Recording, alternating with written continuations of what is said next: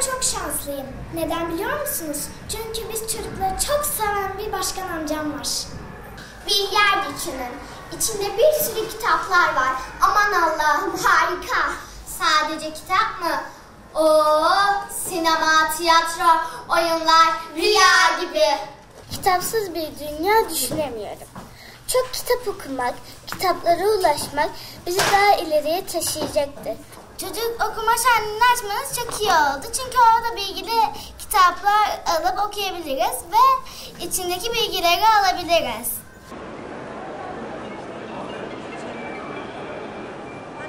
Değerli anne babalar ve sevgili çocuklar, Şahinbey Belediyesi olarak çok güzel etkinlikler hazırladık. Aslan Hürkuş, Kral Şakir gibi animasyon filmler, Rafadan Tayfa, Niloya gibi müzikaller, çocuk tiyatroları, devasa şişme oyun gruplarıyla eğlenceli etkinlikler, VR teknolojisiyle donatılmış oyuncaklar, 58 yayın evinin katılımıyla kitap fuarı ve ilgiyle takip ettiğiniz yazarların söyleşileri okuyan çocuk şenliğimizde olacak. Şahinbey Kongre ve Sanat Merkezi'nde düzenleyeceğimiz okuyan çocuk şenliğimize tüm hemşehrilerimizi davet ediyorum.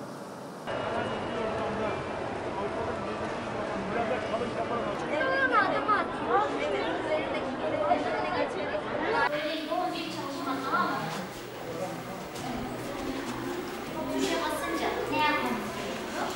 Tuşa basınca buradan istediğimiz seçeneği al.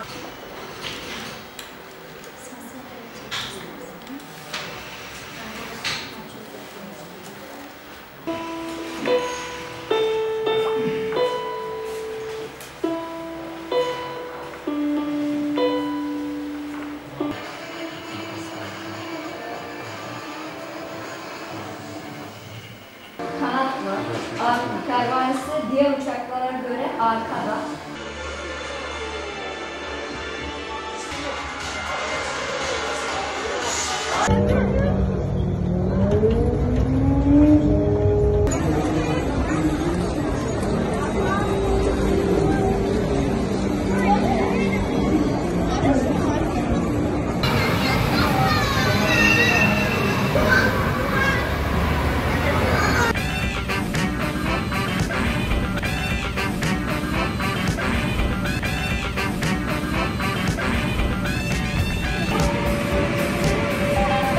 Bizi okuyan çocuk şenliğine davet ettiğiniz için çok teşekkür ederim.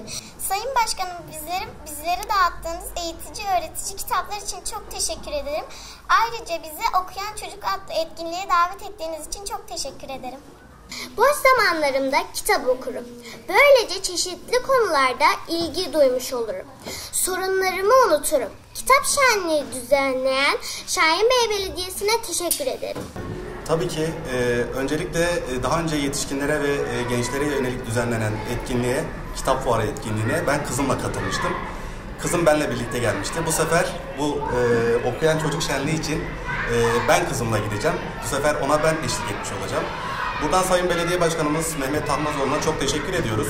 Etkinlikleri inceledim. İçi dolu dolu atölyeler, filmler, kitaplarını okuduğumuz yazarlar şehrimizde görmek gerçekten bize bir mutluluk verecek.